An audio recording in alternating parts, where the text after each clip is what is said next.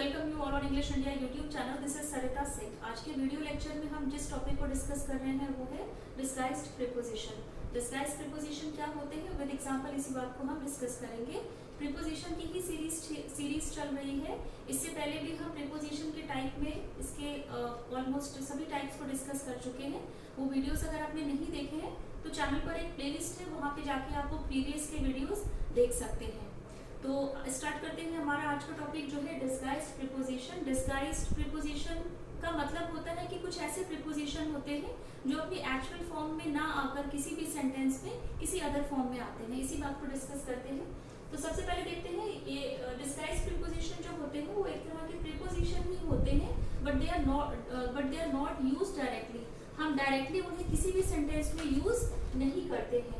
They are implemented indirectly in a sentence, क्योंकि ये directly किसी भी सेंटेंस में नहीं आते हैं, बट इनडायरेक्टली हम इन्हें सेंटेंस में यूज करते हैं।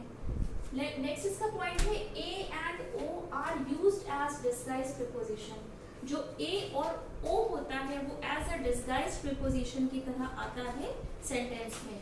यहाँ पर जो ए यूज होता है जब हम उसको सेंटेंस में एज अ डिस्गाइज्ड प्रीपोजिशन की तरह यूज करते हैं, तो जो ए होता है वो हमें शो करता है इन या ऑन के बारे में। जब हमें सेंटेंस में इन या ऑन का यूज करना होता है या जब हम करते हैं तो वहां पर हम ए का भी यूज कर सकते हैं। ऑफ का यूज हम करते हैं जब हमको ओ को दिखाना होता है। एग्जाम्पल के थ्रू हम बेटर समझेंगे।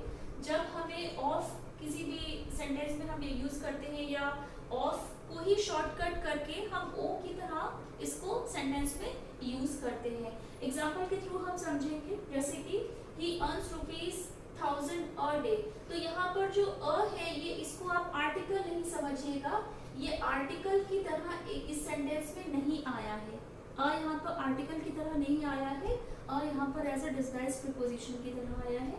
सेंटेंस को हम और पढ़ते हैं एक बार। ही अर्न्स ₹1000 अ डे। तो यहाँ पर अ का मतलब हुआ इन अ डे।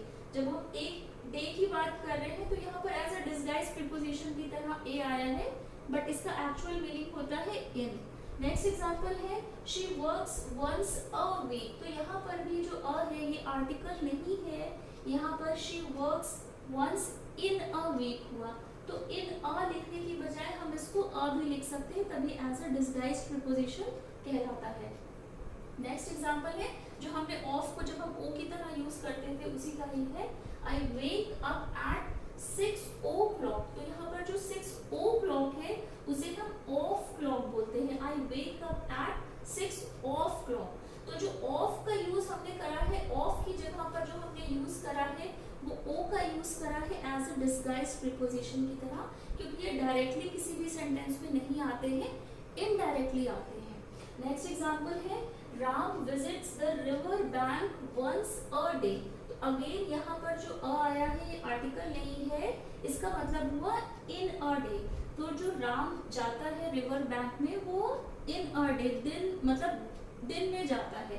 तो यहाँ पर जो अ है इसको हमने एज अ डिस्गाइज की तरह प्रीपोजिशन की तरह यूज करा है, ऑल्दो ये वर्क कर रहा है इनका। लास्ट एग्जांपल है ही वेंट अ शोर। तो शोर का मतलब होता है जो नदी या समुद्र का जो सी का जो किनारा होता है उसे हम शोर बोलते हैं। ही वेंट अ शोर। तो अ शोर ना बोल के हम ऑन शोर इसको कहते हैं, क्योंकि हमने इसको डिस्गाइज्ड वे में यूज करा है। इसको इस तरह से यूज करा है कि ये प्रॉपर वे में ना आके अ की तरह हमने इसको यूज कर दिया है। तो ही वेंट ऑन शोर होगा। तो डिस्गाइज्ड प्रीपोजिशन वो प्रीपोजिशन होते हैं जो डायरेक्टली सेंटेंस में नहीं आते हैं, इनडायरेक्टली आते हैं किसी भी सेंटेंस में, और इन और ऑन को हम ए लिखते हैं, और जब ऑफ का हम यूज करते हैं तो वहां पर हम सेंटेंस में ओ लिखते हैं। जैसे आई वेक अप एट 5 o'clock। तो ओ का मतलब यहाँ पर ऑफ हुआ। आई वेक अप एट 5 o'clock। तो ये तो डिस्गाइज्ड प्रीपोजिशन को हमने डिस्कस करा था। डायरेक्टली किसी भी सेंटेंस में नहीं आते हैं, इनडायरेक्टली इनको हम सेंटेंस में यूज करते हैं। तो आज के वीडियो लेक्चर में बस इतना ही। Till then take care. मिलते हैं अपने नेक्स्ट वीडियो लेक्चर में।